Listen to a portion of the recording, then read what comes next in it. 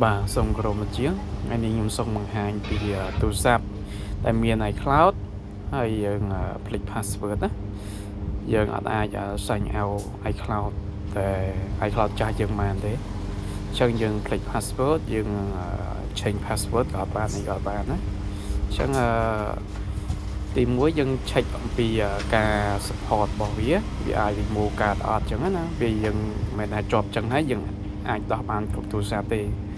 chân tập 4 เนี่ยយើងទៅចូលឡើងការីលុបវីដេអូលុបរូបភាពលុបកម្មវិធីដែលមាននៅក្នុងទូរស័ព្ទហ្នឹងគឺយើងលុបចោលអស់យើងចាប់តាមលុបវាមកលុបឲ្យអស់មកណាបាទ delete all ឲ្យអស់មកបាទព្យាយាមលុបវាអស់មកហើយអានេះយើង connect 3 tool យើងចូលទៅឡើង app ទៅយើង uninstall កម្មវិធីដែលតឡើងក្រៅគឺ uninstall អស់បើសិនណាយើងមិនលុបវាចោលអត់ទេអញ្ចឹងវានៅ special អញ្ចឹងយើងពិបាកនឹងការធ្វើវាហើយយើងពិបាកនឹងការ check អញ្ចឹងយើងព្យាយាមលុបទិន្នន័យដែលយើង download តែទិន្នន័យខាងក្រៅហ្នឹងគឺយើងលុបនិង remove uninstall ចោលអស់អញ្ចឹងពេលដែលយើងលុបចោលហើយយើងក៏លេចមើល spec របស់វាណា spec របស់វាវាស៊ីបានអីបានអូខេឥឡូវយើងចូលទៅមើលឡើង cloud ហ្នឹងបាទរួចហើយយើងលុបអស់ហើយយើង complete ចូលទៅ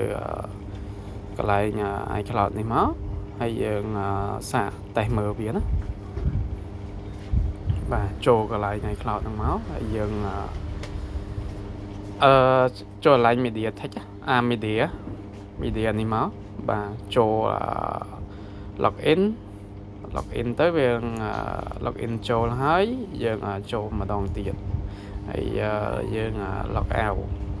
អញ្ចឹងពេលដែលយើង log in log out ហ្នឹងវាអត់ទា password យើងមានន័យថាទូរស័ព្ទហ្នឹងវា support ឲ្យយើង remove បានអញ្ចឹងណាប៉ុន្តែបើសិនណាយើងចូល log in វាទា password អញ្ចឹងទូរស័ព្ទហ្នឹងវាអត់ support ទេ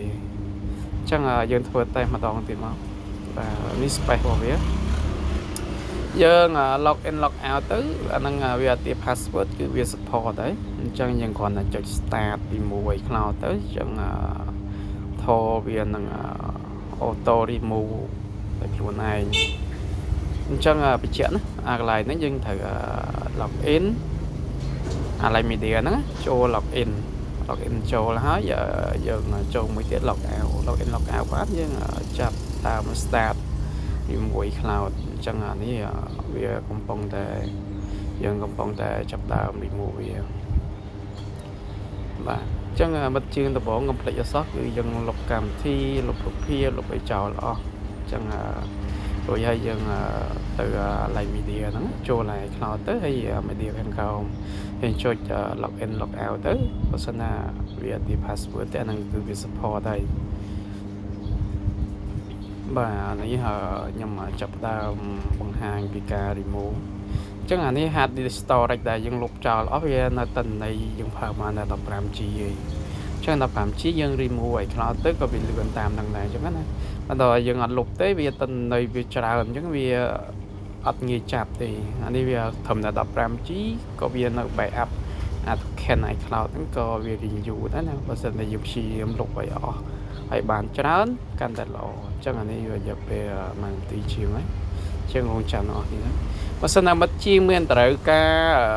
ចង់បានថត remove iCloud សម្រាប់មកកុំព្យូទ័រ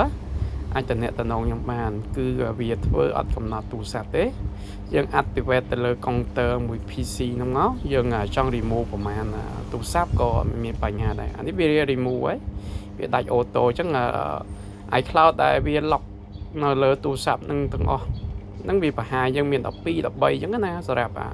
iCloud មួយហ្នឹងគឺ remove ទាំងអស់ហ្មងបាទពេលដែលយើង remove ហើយយើង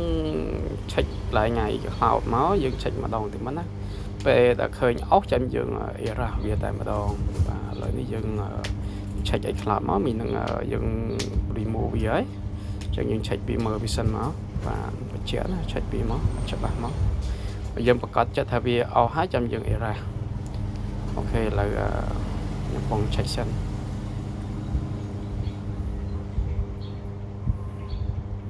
បញ្ជាក់ណាបិទជាងចង់បាន Tor server នេះអាចអាត់ទៅបែបជាមួយខ្ញុំបាន Tor remove cloud ដែលនៅប្រើបានហើយយើងអាច log in ចូល media យើង sign in sign out បានអត់ទា password តែនឹងបានវា support remove ណាចាំអូខេឥឡូវនេះខ្ញុំ erase បណ្ដោយយើង check ទៅវាឃើញអស់ចឹងបាទចុច erase ទៅគឺវាដាច់ទិន្នន័យចាស់អស់ហើយអញ្ចឹងប៉ុណ្ណឹងរួចរាល់ហើយទូរស័ព្ទយើង remove iCloud ដែលយើងភ្លេច password យើងចង់ remove វាចោលឲ្យដាច់បណ្ដោយអញ្ចឹងអានេះវា remove ដាច់ហើយគឺវាអត់មានចុចអីទៀតទេយើងចង់បុកតម្លាក់តម្លើងឲ្យស្រេចចិត្តតែមកមិត្តជាងត្រូវការខ្ញុំ remote អញ្ចឹងណាមកសម្រាប់មកទូរស័ព្ទមានតម្លៃល្អហើយតម្លៃធូរមែនទែនអញ្ចឹងអាចបញ្ជាធ្វើពីចង្ងាយបានមិត្តជាងមិនចាំបាច់ផ្ញើមកដល់ដៃខ្ញុំទេអាចធ្វើតែពីចង្ងាយទៅចាំដល់ទៅរួចជាការស្រេចចឹងមិនហត់ផ្ញើទេឥឡូវយើងអាចធ្វើតែពីចង្ងាយបានរ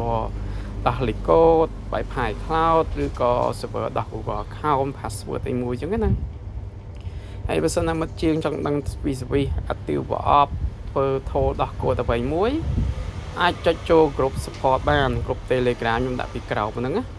អាចចុចមើលទៅ service មួយណាទៅហើយតម្លៃខ្ញុំដាក់ហ្នឹងហើយបើសិនមិត្តជាងមើលទៅត្រូវតម្លៃឆាតមកធ្វើបដ ாய் ទៅបើយើងមិនបាច់ឆាតច្រើនដងណាអញ្ចឹងឆាតម្ដងសម្រាប់បដ ாய் អញ្ចឹងតម្លៃនៅនឹងអត់មានកែប្រែទាំងអស់មិត្តជាងអាចjoin ចូល group Telegram support នឹងបានយើងមើលតម្លៃលេងទៅអញ្ចឹងយើងមាន service គ្រប់ទាំងអស់ផុសជាប្រចាំថ្ងៃបើសិនណាតម្លៃប្រែប្រួលអីខ្ញុំផុសហើយអញ្ចឹងយើងមើលហ្នឹងទៅគឺតម្លៃអត់ប្រែប្រួលទេឆាតសួរខ្ញុំក៏តម្លៃប៉ុណ្ណឹងក្នុង group Telegram support ក៏តម្លៃប៉ុណ្ណឹងដែរបាទឥឡូវនេះយើងកំពុងតែerase all ហើយដើម្បីវាឲ្យវាលុបអាចាស់ចោលអស់ព្រោះយើង check IME ទៅ check SN និង IME ទៅវាឃើញអស់ណាចឹង erase វាចោលទៅបានដាច់ណាយើង erase តាម serial ធัวក៏បាន erase តាម thol នេះក៏បានដែរចឹងវាមានកន្លែង erase ពេលដែលយើង remove ហើយតែយើងរងចាំមើលណាព្រោះអីវីដេអូអត់កាត់ទេយើងដាក់ full ហ្មងបាទចានេះពេលដែល erase ហើយវាមកដល់ like hello screen ណាបាទអញ្ចឹងវាអត់ជាប់ iCloud ទេយើង remove ហើយបាទយើងគ្រាន់តែចុចនិចទៅវាអូតូតែម្ដងអញ្ចឹងវាអត់មានជាប់អីទេវាតែស្អាតអូខេនឹងរួចរាល់អរគុណច្រើន